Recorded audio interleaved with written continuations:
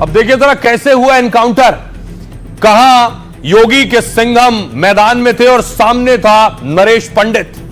ये नरेश पंडित को आप देख रहे हैं जंगल में, और दूसरी तरफ अनुज चौधरी। एएसपी अनुज इस बार एनकाउंटर को लेकर सुर्खियों में है। इनामी बदमाश के साथ एनकाउंटर में बाल बाल बचे। 2 करोड़ की लूट के केस में बदमाश नरेश पंडित की गिरफ्तारी हुई। अनुज की अगुवाई में पुलिस नरेश को लेकर घटनास्थल पर पहुंची, मौके पर कि लूटी गई रकम बरामद हो और साक्ष्य जमा किए जा सके। लेकिन 50,000 का इनामी नरेश पुलिस को चकमा देकर फरार होने लगा। अनुज की टीम ने बदमाश को घेर लिया और सरेंडर करने को कहा, मगर नरेश ने सरेंडर करने के बजाय पुलिस पर ही गोलियां चलाई। बदमाश की फायरिंग में एक गोली अनुज की बुलेट प्रूफ जैकेट पर लगी है। गोली लगते ही वो जमीन पर गिर पड़े और पुलिस वाले उन्हें बचाने आए। गनीमत रही कि गोली उनके बुलेट प्रूफ जैकेट को भेद नहीं पाई। अनुज चौधरी ने बुलेट प्रूफ जैकेट पहनी हुई थी। अनुज ने कहा, मैं ठीक हूं, बदमाश किसी कीमत पर भागने ना पाए। नरेश पर दिल्ली से फरीदाबाद और गाजियाबाद तक 9 केस थे। दिल्ली एनसीआर की पुलिस के लिए काफी वक्त से सिरदर्द बना हुआ था। पुलिस की कार्रवाई में एक गोली नरेश के सीने पर लगी है, लेकिन बदमाश के ढेर होने से ज्यादा चर्चा अनुज चौधरी को लेकर हो रही है। अनुज चौधरी संभल में सीओ थे, कैसे फिरोजाबाद पहुंचे? 21 महीने तक संभल सीओ रहे अनुज चौधरी। जनता में बहुत लोकप्रिय हो गए थे। संभल से जब तबादला हुआ तो विदाई देने हजारों लोग उमड़े थे उन्हें। 2 हफ्ते पहले ही वो एएसपी बनकर फिरोजाबाद पहुंचे। अभी 2 हफ्ते हुए। जो अनुज चौधरी एनकाउंटर और बयानों को लेकर चर्चा में रहे, उनका करियर और रिकॉर्ड बहुत चमकदार रहा है। मुजफ्फरनगर के छोटे से गांव के अनुज ने स्पोर्ट्स से करियर की शुरुआत की। कुश्ती के दांव पेचों से बड़े बड़े खिलाड़ियों को दंगल में पस्त किया है और देश विदेश में मुजफ्फरनगर का नाम रोशन किया। 1997 से 2014 तक, यानी करीब 15 साल तक वो नेशनल चैंपियन रहे। अर्जुन ने एशियाई चैंपियनशिप में अनुज चौधरी ने 2 ब्रॉन्ज मेडल भी जीते। इसके अलावा लक्ष्मण अवार्ड और अर्जुन अवार्ड भी जीते और फिर स्पोर्ट्स कोटे से भर्ती होकर यूपी पुलिस में डिप्टी एसपी बने। संभल से लेकर फिरोजाबाद तक जहां भी तैनात हुए हैं, अपने दबंग अंदाज और बेबाक बयान से खास छवि बनाई और अपराधियों दंगाइयों के लिए खौफ का नाम भी बन गए हैं। आइए अब आपको सुनाता हूं, सुनिए जरा। अनुज चौधरी फिरोजाबाद में तैनात है, वहां के एसएसपी क्या कह रहे हैं। करीबन 8 बजे पुलिस को ये दिखाई दिया है। पुलिस को देखते ही इसने पुलिस पे अंधाधुंध फायर खोल दिए, जिसमें कि जवाबी कार्रवाई में इसे एक गोली लगी और ये घायल अवस्था में एम्बुलेंस के द्वारा जिला अस्पताल भेजा गया था, जहां पे इसे मृत घोषित कर दिया गया है। इस पूरी कार्रवाई में एसपीआरए के बुलेट प्रूफ जैकेट में एक गोली लगी है तथा एसएचओ रामगढ़ घायल है। जो भी इसमें अग्रिम वैधानिक कार्रवाई की जाएगी उससे आपको भी अवगत कराया जाएगा। और आइए अब आपको लिए चलता हूं, बरेली में भी एक्शन हो रहा है। बरेली में क्या हो रहा है? नफीस के घर जो बुलडोजर पैलेस पर चल रहा था पिछले 3 दिनों से, वो पूरा पैलेस बारात घर अब गिराया जा चुका है। यहां 3 से 4 बुलडोजर लगे थे और पूरा बारात घर जो 5 करोड़ की लागत से बना था वो पूरा गिरा दिया गया है। इसके अलावा तौकीर रजा का एक और करीबी है, उनकी देख रहे हैं, उनका ठिकाना सील कर दिया गया है। ये वाजिद बेग का मैरिज हॉल है जिसे सील कर रही है टीम।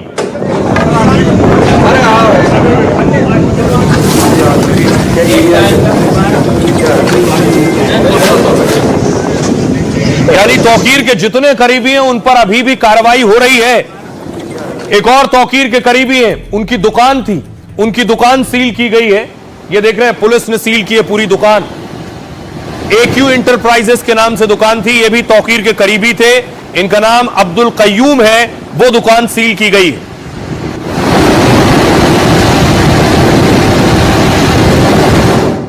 यानी इस बात को लगभग 10 दिन हो गए, लेकिन एक्शन एक एक पर हो रहा है। ये 5 तस्वीरें जारी की गई हैं जिनको पुलिस तलाश रही है, इनके ऊपर इनाम भी रखा गया है। आरोप है ये इस हिंसा में शामिल थे। इसमें बबलू खान, नदीम, अदनान सकलैनी, साजिद सकलैनी और अफजल बेग, इन सब को पुलिस तलाश रही है। बरेली में देखिए पुलिसिया एक्शन कहां तक पहुंचा है। ये जो आप चेहरे देख रहे हैं, इनको तलाश रही है पुलिस।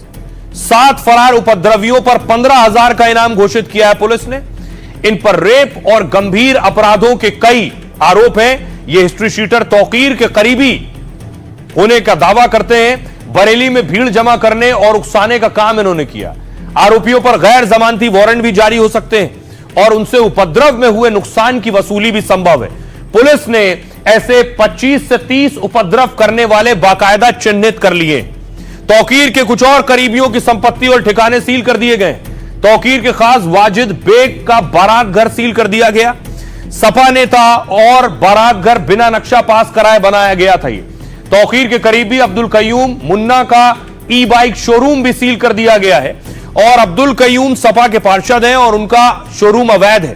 तौकीर के खास नफीस नदीम की अवैध दुकान भी सील हो चुकी है। तौकीर से जुड़े लोगों की 250 करोड़ की संपत्ति सील है। बवालियों पर कई राउंड बुलडोजर की कार्रवाई भी हो गई। तौकीर के दामाद मोहसिन रजा के घर बुलडोजर चला। तौकीर के खास नफीस का मैरिज हॉल ध्वस्त किया गया। तौकीर के रिश्तेदार ओमान का ई चार्जिंग स्टेशन गिराया गया और जहां तौकीर छुपा था वहां भी बुलडोजर चल सकता है। यानी चौतरफा एक्शन हो रहा है। सुनिए जरा इस पर क्या कुछ कह रहे हैं तौकीर के करीबी जिनकी दुकान सील की गई है और डीआईजी क्या कह रहे हैं। साहब, मैं समाजवादी पार्टी सिंबल पे सन 2000 से लगातार चुनाव लड़ रहा हूँ। फिर मैं कैसे मौलाना तौकीर का करीबी हो जाऊंगा। उनकी अपनी राजनीतिक पार्टी है, वो चुनाव लड़ते हैं, अपने प्रत्याशी उतारते हैं। मेरे खिलाफ भी प्रत्याशी एक बार उतारा उन्होंने, पूरी ताकत झोंकी। मैं कहाँ से, मेरी मोबाइल की डिटेल बता देगी, मैं उनसे कभी बात मेरी उनसे कभी नहीं होती। क्या बात है, उसको मैं जो भी कानूनी प्रक्रिया है वो अपनाऊंगा। मैं उसमें देखूंगा क्या है कि जो शुक्रवार को उपद्रव हुआ था, ये सारी जानकारी आप लोग को पहले बताई गई थी। उसके क्रम में पहले 10 एफआईआर थे, एक और दर्ज किया गया है। कुल 11 एफआईआर इसमें पंजीकृत किए गए हैं। अभी तक इसमें 84 लोगों को जेल भेजा गया है। कल इसमें 7 लोगों पर एसएसपी बरेली द्वारा 15-15 हजार रुपए का रिवार्ड किया गया है। ये वो लोग हैं जो ना तो पुलिस के सामने अपनी बात रखने के लिए आ रहे थे, ना ही माननीय न्यायालय के सामने आ रहे थे, इसलिए इन पे विधिक प्रक्रिया के तहत पुरस्कार घोषित किया गया है। इसमें तौकीर रजा सहित जो प्रमुख अभियुक्त थे, कई लोगों की गिरफ्तारी सुनिश्चित हो गई है। कुछ और लोग जो शेष हैं उनके खिलाफ कार्रवाई की जा रही है। आई लव मोहम्मद के बाद एक्शन हुआ, चाहे वो बरेली हो या यूपी के अलग अलग जिलों हो। बहुत से लोग इस एक्शन को लेकर योगी से गुस्सा हैं। वो योगी के खिलाफ उल्टे सीधे पोस्ट कर रहे हैं। ऐसे ही पोस्ट करने वाले 2 युवकों को पुलिस ने पकड़ा है जिन्होंने योगी के खिलाफ पोस्ट किया था। उनकी तस्वीर के साथ छेड़छाड़ की थी। आरोपियों को देख रहे हैं आप, दोनों ने हाथ जोड़ रखे हैं। इन दोनों को पुलिस ने पकड़ा है, योगी के खिलाफ इन्होंने पोस्ट किया था। अगली तस्वीर मैं आपको दिखाऊं, उसके बाद ये दोनों माफी मांग रहे हैं जब थाने से इन्हें निकालकर बाहर लाया गया।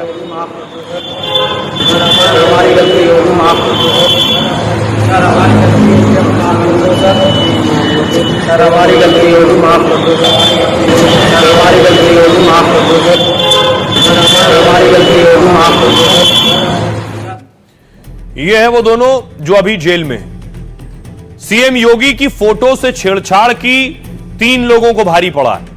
सोशल मीडिया पर जिन्होंने योगी की फोटो एडिट कर वायरल की थी, वो अब सीएम योगी और बरेली पुलिस से माफी की गुहार लगा रहे हैं। कह रहे हैं बहुत बड़ी गलती हो गई, दोबारा ऐसा काम नहीं होगा। कोई भी पोस्ट करने से पहले अब 10 बार सोचेंगे। तीनों आरोपी अब जेल में हैं, जिनमें एक स्पोर्ट्स से जुड़ा हुआ कोच भी है। दरअसल बरेली के इमरान और आसिफ ने योगी की फोटो एडिट की, योगी की फोटो पर अभद्र टिप्पणी कर सोशल मीडिया पोस्ट किया। हिंदू संगठनों ने इसके खिलाफ बाकायदा रिपोर्ट दर्ज कराई थी। धार्मिक भावनाएं आहत करने का आरोप लगाया गया और आरोपियों के खिलाफ तुरंत कड़ी कार्रवाई की मांग की गई। इसके बाद पुलिस ने आरोपियों पर एक्शन लिया। बरेली समेत पूरे यूपी से ऐसे 5 आरोपी पकड़े गए जो सोशल मीडिया पर योगी की फोटो से खिलवाड़ कर रहे थे।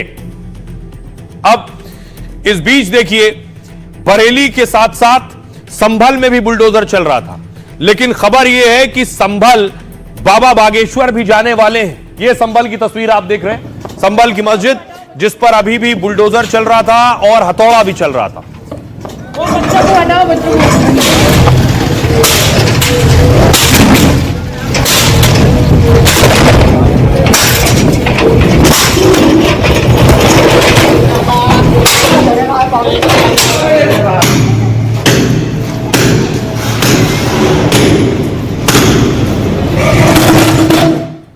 अब बाबा बागेश्वर कह रहे हैं वो संभल जाने वाले हैं। तो देखिए साजिद रशीदी क्या कह रहे हैं उनको। बाबा बागेश्वर कह रहे हैं संभल समेत यूपी में कई जगह पदयात्रा करेंगे और बताएंगे कि हिंदू जनता सतर्क हो जाए। हिंदू विरोधियों का या तो देश निकाला जाए हिंदू विरोधियों को, या फिर उनकी घर वापसी कराई जाए। साजिद रशीदी कह रहे हैं बाबा बागेश्वर हमेशा नफरत फैलाने की बात करते हैं, देश निकाला करने की बात करने वाले वो होते कौन हैं? आप संभल में ही पदयात्रा क्यों निकालना चाहते हैं? मेरे यहां सहारनपुर आ जाइए, दिल्ली चले जाइए।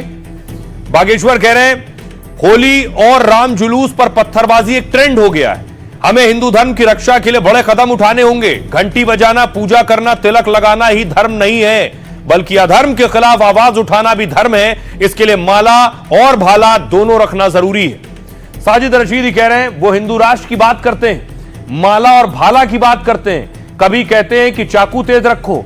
अगर हम कह दें कि तस्बीह और तलवार साथ रखें तो मुझे देशद्रोही कह दिया जाएगा और केस कर देंगे। बाबा बागेश्वर कह रहे हैं अभी हमको पश्चिम बंगाल जाना था तो दीदी ने हमको मना कर दिया, जहां परमिशन थी वहां पानी भर गया, वो और दूसरी जगह परमिशन नहीं मिल रही है। अब दीदी के रहते बंगाल नहीं जाएंगे, दादा जब आएंगे तब हम बंगाल जाएंगे। साजिद रशीदी कह रहे हैं बाबा बागेश्वर जैसे संतों को ऐसे बोलने की मंजूरी क्यों है, जो अपने बयानों से देश में नफरत फैलाने में लगे हैं, ऐसे लोगों पर तुरंत कड़ा एक्शन क्यों नहीं हो रहा है? तो बाबा बागेश्वर बंगाल जाने की बात कर रहे हैं, कह रहे हैं अभी नहीं जाऊंगा, दीदी है, जब दादा आ जाएंगे तब जाऊंगा। देख बंगाल में क्या हुआ, बंगाल में बीजेपी के सांसद पर आज अटैक हो गया। बीजेपी के सांसद मुर्मू को आप देख रहे हैं जिनकी गाड़ी पर अटैक हुआ।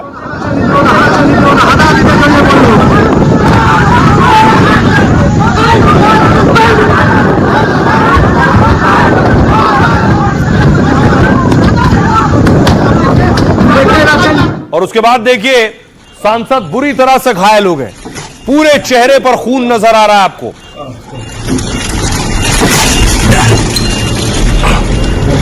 आरोप टीएमसी के कार्यकर्ता पर लगाया है, टीएमसी कार्यकर्ताओं ने हमला किया।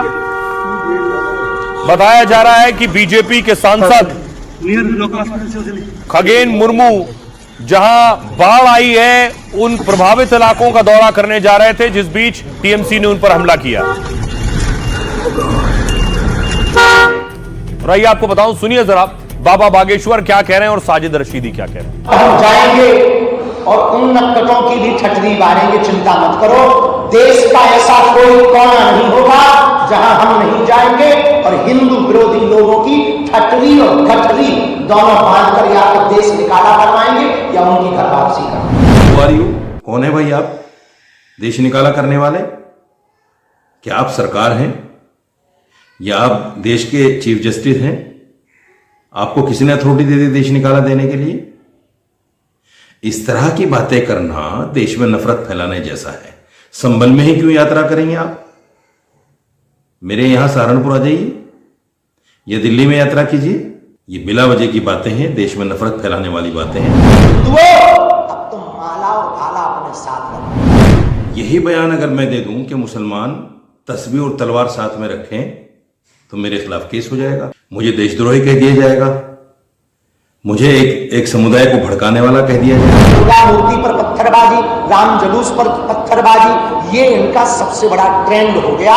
इसी के लिए तो हम हिंदुओं के डर को मिटाने के लिए पूरे देश भर में पदयात्राएं कर रहे हैं और हिंदुओं को जगा रहे हैं। उनको इस तरह के अल्फाज बोलने की इजाजत क्यों दी जाती है? उनके खिलाफ कार्रवाई क्यों नहीं होती? बागेश्वर धाम धीरेन्द्र शास्त्री के खिलाफ कार्रवाई होनी चाहिए। ये ऐसा प्राणी है जो हमेशा नफरत की बात करता है। कोलकाता में जो श्री हनुमान जी का 3 दिवसीय चरित्र का गुणगान होना था और अज्ञात कारणों से उसको स्थगित किया गया। कालांतर में पुनः कोलकाता आएंगे और हनुमान जी का चरित्र सुनाएंगे।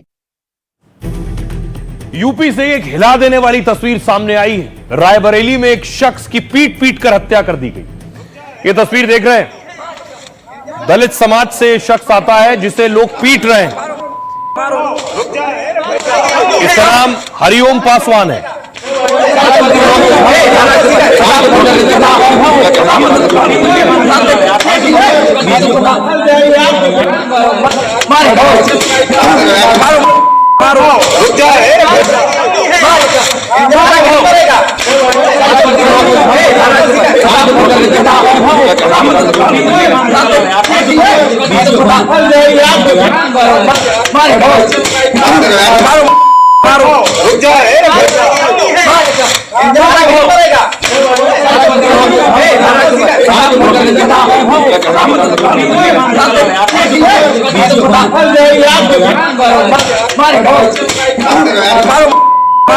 जब इस युवक को पीट रहे थे तो ये युवक जब दम तोड़ रहा था उस वक्त ये राहुल गांधी का नाम ले रहा था, जिस वक्त इसको पीट पीट कर आखिरी वक्त था। राहुल गांधी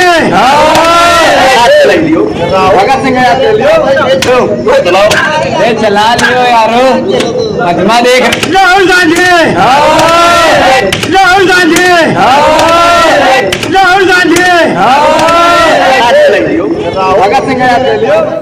और इस तस्वीर को सामने आने के बाद बाकायदा कांग्रेस के अध्यक्ष रायबरेली पहुंचे, पीड़ित परिवार से मिले हैं जाकर। बाबा जी ने जो कहा है, बाबा का नाम लेके तो मार रहे हैं, वो बाबा का नाम लेके मार रहे हैं। बाबा वाले हम हैं, तो बुलडोजर कहाँ चलेगा? जब उसने बाबा का नाम लिया तो उसके चंद्रशेखर कहा गया, उनको कोई बुलाया, पोस्टमार्टम करवाया, पंचनामा कराया, स्कार्ड गाड़ी लेके भेजा। मैंने कौन सा स्कार्ड? बाबा जी ने जो कहा है, बाबा का नाम लेके तो मार रहे हैं, वो बाबा का नाम लेके मार रहे हैं। बाबा वाले हम हैं। और इस मामले में यूपी पुलिस ने एक्शन लिया है, 5 लोगों की गिरफ्तारी हुई है। ये वो लोग हैं जिन पर आरोप है इस हिंसा और मारपीट में शामिल थे।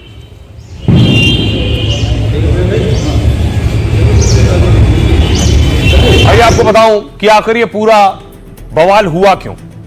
रायबरेली में पीट पीट कर हत्या हुई, युवक की पीट पीट कर मर्डर कर दिया गया। खबर है कि ड्रोन चोरी के शक में युवक की हत्या की गई। कुछ लोग युवक को चोर चोर कहकर लाठी डंडे से पीटने लगे। युवक छोड़ने की गुहार लगाता रहा, लेकिन भीड़ रुकी नहीं। दलित युवक की हत्या के बाद अब सियासत होने लगी। मृतक के परिवार से राहुल गांधी ने फोन पर 3 बार बात की। यूपी कांग्रेस अध्यक्ष अजय राय पीड़ित परिवार से मिलने पहुंचे और कहा, हरिओम ने राहुल का नाम लिया है, इसलिए हत्या की गई। आरोपी लगातार मार रहे थे और कह रहे थे हम बाबा वाले। वहीं रायबरेली में दलित की हत्या के मामले में कड़ा एक्शन हुआ है। पुलिस ने इस मामले में अब तक 5 लोगों को गिरफ्तार किया है। लापरवाही के आरोप में पुलिस वालों पर भी गाज गिरी है। ऊंचाहार कोतवाल संजय कुमार का ट्रांसफर कर दिया गया है और रायबरेली के 3 पुलिसकर्मियों को सस्पेंड कर दिया गया है।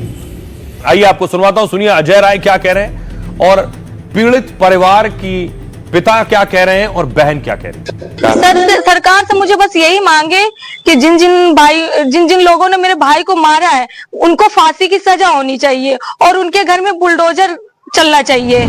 बेटे के साथ मर्डर हुआ, जिस तरह से मैं दुखी हूँ, अब बिलख रहा हूँ, उसी तरह वो बिलखे, उसका परिवार बिलखे और उनकी फांसी की सजा हो और उनके घर में बुलडोजर चले, तब मुझे संतोष है। नहीं तो जिंदगी भर मैं भी उसी तरह तड़प तड़प के मर जाऊंगा। आ रहे थे और लोगों ने उन्हें पकड़ के पीट पीट के मार ही डाला। मैं बस यही इंसाफ चाहती हूँ, जैसे मेरे पति को हुआ वैसे उनको भी हो, उनको भी वही सजा दी जाए। कि पुलिस वहां पर थी और पुलिस उनको नहीं ले गई थाने। पुलिस को थाने ले जाना चाहिए था। इसका मतलब कि पुलिस ने जानबूझकर छोड़ दिया कि हत्या करो। बच्चे ने राहुल गांधी का नाम लिया और उसके बाद कहा नहीं हम बाबा वाले लोग हैं और मारने लगे और बेल्ट से मारा और लाठियों से मारा, मार के मार डाला। अगर आपको जान से मार डाला अभी तो होता है कि ये पूरी सरकार जंगल राज की चल रही है और ये केवल और केवल बाबा बढ़ावा दे रहे हैं, हत्या करा रहे हैं। मृतक जो है भ्रमवश जो है चोर के समझ के कारण उसकी मृत्यु हुई और दलित युवक था। मेरे लिए तो सभी अपराधी हैं कि जो अभियुक्त पक्ष हैं, समुदाय के भी युवक हैं, पिछड़ी जाति के भी लड़के हैं, स्वर्ण के भी हैं। इसमें ऐसा कुछ भी नहीं है कि किसी को जातिगत आधार पर हत्या की गई है और जातिगत आधार पर अभियुक्त। रायबरेली पुलिस बिल्कुल इसको अपराध मानते हुए सख्त से सख्त कार्रवाई कर रही है, किसी भी दोषी को नहीं बख्शेगी